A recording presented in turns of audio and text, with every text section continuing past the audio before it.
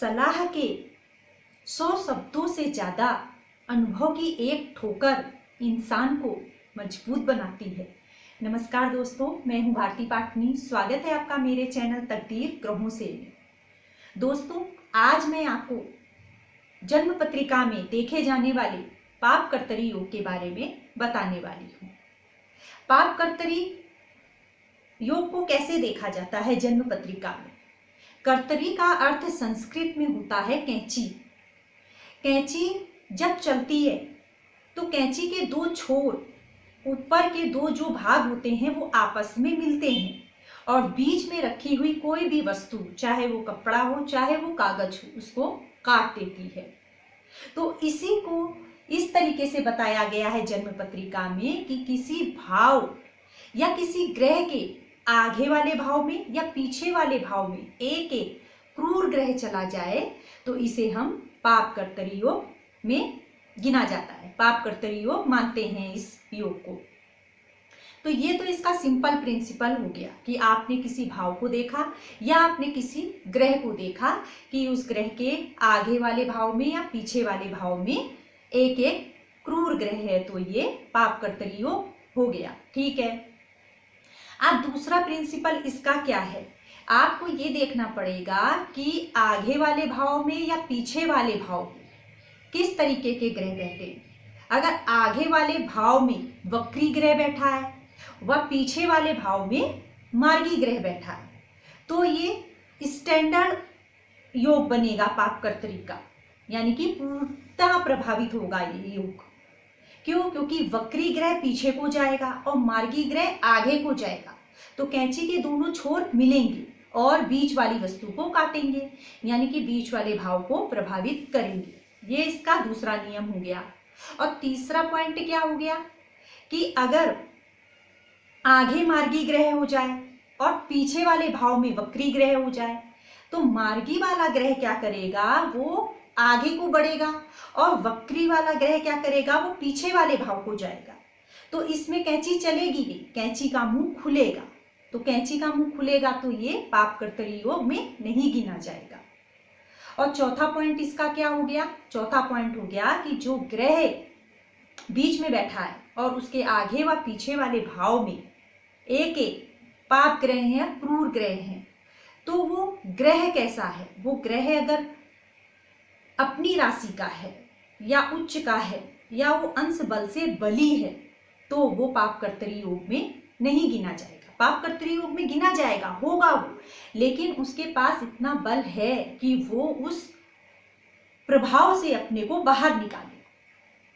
तो आपको मैं इसे बोर्ड के द्वारा बता देती हूँ। तो प्रथम जो इसका पॉइंट है वो आप इस तरीके से देखिए। मान लीजिए कि ये सेकेंड हाउस पाप कर्तरी में चला गया है, तो इसके एक और राहु है, एक और राहु है और दूसरे वाले भाव में क्या है, यहाँ पर शनि है, शनि है। तो अब आप इसको देखिए कि जो एक बी सेकेंड हाउस के आगे वाले भाव में राहु हो गया, अब पीछे वाले भाव में शनि हो गया। तो इसको हम सिंपल दृष्टि से देखेंगे तो ये जो ये सेकेंड हाउस है वो पाप कर्तरी में चला गया, क्योंकि इसके एक आगे वाले भाव में राहु हो गया और पीछे वाले भाव में शनि हो गया। अब चूंकि राहु वक्री रहता है हमेशा, ये आप लोगों को पता है, तो ये राहु क्या करेगा, ये थर्ड हाउस को छोड़ के सेकेंड हाउस में आ रहा है। और जो ये शनि है, शनि मार्गी है, शनि मार्गी है, ये भी इधर को आ रहा है, ये आगे को बढ़ रहा है। तो क्या होगा कि कैंची के दोनों भाग आपस में जुड़ेंगे तो ये भाव प्रभावित होगा। ये भाव प्रभावित होगा तो सेकेंड हाउस से संबंधित जो भी फल है, जैसे ये अचल संपत्ति का भी भाव है तो अचल संपत्ति मिलने में आपको परेशानी होगी। ये धन का भाव है, धन से संबंधित चीजों में आपको परेशानी होगी। ये वाणी का भी भाव है, वाणी से संबंधित फलों में आपको परेशानी मिलेगी। ये कुटुंब का भाव है तो कुटुंब से संबंधित क्षेत्रों में आपको परेशानी होगी, मतभेद होंगे। तो ये वाला जो पाप कर्तरी योग है ये स्टैंडर्ड प्रिंसिपल में आएगा, ये स्टैंडर्ड योग बन जाएगा पाप कर्तरी योग का, जो काम करेगा और सेकंड हाउस को प्रभावित करेगा। इसी तरीके से अब मैं इसको अगर उल्टा कर दूं,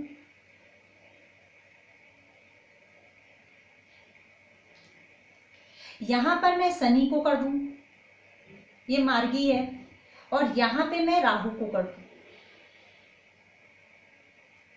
अब राहु हमेशा वक्री होता है, आप लोगों को पता है, तो ये क्या करेगा, ये इस भाव को छोड़ के यहां को आएगा, अपने भाव से पीछे वाले भाव को जा रहा है, और ये मार्गी है तो ये यहाँ को आ रहा है, ये थर्ड हाउस को छोड़ के फोर्थ हाउस में आएगा। तो यहाँ पे कैंची चलेगी नहीं, कैंची का मुंह खुलेगा, तो कैंची का मुंह खुलेगा तो सेकंड भाव प्रभावित नहीं होगा, तो ये जो पाप कर्तरी योग की श्रेणी में नहीं आएगा, यानी कि सेकंड हाउस से संबंधित जो कुप्रभाव हैं वो जातक को नहीं झेलने पड़ेंगे, तो ये पाप कर्तरी योग प्रभावी नहीं माना जाएगा। अब तीसरे तरीके का पाप कर्तरी योग कैसा होगा, मान लीजिए यहाँ पर मैं शुक्र को बैठा लूं, ये शुक्र है, ये शुक्र है, तो इस जन्म पत्रिका में माना जाएगा कि शुक्र ग्रह पाप कर्तरी योग में चला गया।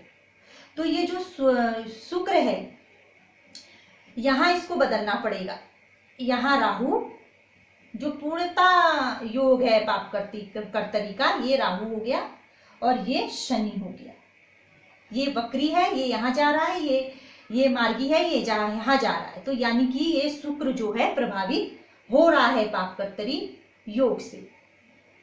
तो कहा जाएगा कि शुक्र जिस जिस भाव का स्वामी होकर के यहाँ बैठा है, उस भाव से संबंधित जो फल हैं उसमें जातक को असफलता मिलेगी, अड़चने आएंगी, बाधाएं आएंगी, तो कुप्रभाव देखने को मिलेंगे। लेकिन अगर ये शुक्र अपनी राशि का हो जाए, 2 नंबर पे लिखा हो या 7 नंबर पे लिखा हो या उच्च का होकर के 12 नंबर पे लिखा हो, यानी कि अपनी राशि का हो जाए या उच्च का होकर के बैठा हो और अंश बल से भी बली हो जाए, तो क्या होगा, ये शुक्र पाप कर्तरी योग में रहेगा, लेकिन ये अपने को उस पाप कर्तरी योग से बचा लेगा, क्योंकि इसके पास इतनी ताकत है, इसके अंदर इतना बल है कि ये पाप कर्तरी योग से उभर करके बाहर आएगा। एक उदाहरण से आप मान लीजिए कि आपके आसपास बहुत बिगड़े लोग रहते हैं, लेकिन आप इतने बुद्धिमान हैं, आपके पास इतना बल है कि आप उन लोगों को झेल सकते हैं, आपका प्रभाव उनमें नहीं पड़ेगा, तो आप इस पाप कर्तरी योग से बाहर आएंगे, उन बिगड़े हुए लोगों का आपके ऊपर कोई प्रभाव नहीं पड़ेगा। ठीक इसी के विपरीत अगर पाप कर्तरी योग में हो आप और ये शुक्र भी अंश बल से नहीं बली है, नीच राशि में बैठा है, अस्त हो गया है, तो क्या होगा, तो ये शुक्र इनके प्रभाव में आएगा और शुक्र जिन जिन भाव का स्वामी है उन भाव से संबंधित क्षेत्रों में जातक को परेशानी का सामना करना पड़ेगा। एक उदाहरण और ले लीजिए आप, जैसे आपके अगल बगल बिगड़े हुए लोग हैं और आप भी निष्प्रभावी हैं, आपके पास उतना बल नहीं है कि आप उनको झेल पाएं, तो क्या होगा, आप उनके प्रभाव में आएंगे और ये पाप कर्तरी योग पूरी तरीके से काम करेगा। ये किसी भी भाव में पाप कर्तरी योग बन सकता है, मैंने आपको सेकंड हाउस में बनाकर दिखाया, ये सप्तम हाउस में भी हो सकता है। सप्तम हाउस में अगर पाप कर्तरी योग लगेगा तो छठे भाव में और 8वें भाव में एक एक पाप ग्रह आ जाएगा, तो इसका प्रभाव क्या होगा कि सप्तम भाव से संबंधित क्षेत्र में आपको परेशानी होगी। जब जातक या जातिका का विवाह तय किया जाएगा तो उस समय बहुत अड़चने आएंगी, या दाम्पत्य जीवन के बाद दाम्पत्य जीवन में परेशानी, जीवन साथी के स्वास्थ्य में परेशानी देखने को आपको मिलेगी, तो ये प्रभाव होता है पाप कर्तरी योग का। अगर चतुर्थ हाउस में ये पाप कर्तरी योग लग जाए और चतुर्थ हाउस में पाप कर्तरी योग लगेगा तो थर्ड हाउस में और फिफ्थ हाउस में एक एक पाप ग्रह हो जाएगा, तो फोर्थ हाउस से रिलेटेड आपको खराब प्रभाव देखने को मिलेगा। माता का स्वास्थ्य ठीक नहीं रहेगा, माता से आपकी अनबन रहेगी, आपको वाहन खरीदते समय परेशानी होगी, आपको मकान खरीदते समय परेशानी होगी। 10th हाउस में लग जाए, 10th हाउस में लगेगा तो 9th हाउस में एक पाप ग्रह हो जाएगा और एक एकादश भाव में एक पाप ग्रह हो जाएगा तो आपको अपने कार्य क्षेत्र में परेशानी होगी, सरकारी कामों में अड़चने आएंगी, गवर्नमेंट जॉब प्राप्त करने में आपको परेशानी होगी। लेकिन आपको तीनों प्रिंसिपल लगा करके इसमें देखने हैं। आपको सिंपल प्रिंसिपल नहीं देखना है कि किसी भी भाव या ग्रह के आगे पीछे एक एक पाप ग्रह है और आपने कह दिया ये पाप कर्तरी योग में ये भाव चला गया है, ये ग्रह चला गया है। आप पाप कर्तरी योग को पूरी तरीके से देखिए कि सारे नियम उसमें लागू हो रहे हैं या नहीं हो रहे हैं। तो दर्शकों, आज मैंने आपको पाप कर्तरी योग के बारे में डीपली बताया। आशा करती हूँ कि आपको ये वीडियो समझ में आया होगा। अगर आपको मेरा वीडियो पसंद आया होगा तो शेयर कर दीजिएगा, लाइक कर दीजिएगा और सब्सक्राइब का एक बटन दबा दीजिएगा। मिलती हूँ मैं अपने नेक्स्ट वीडियो के साथ। नमस्कार।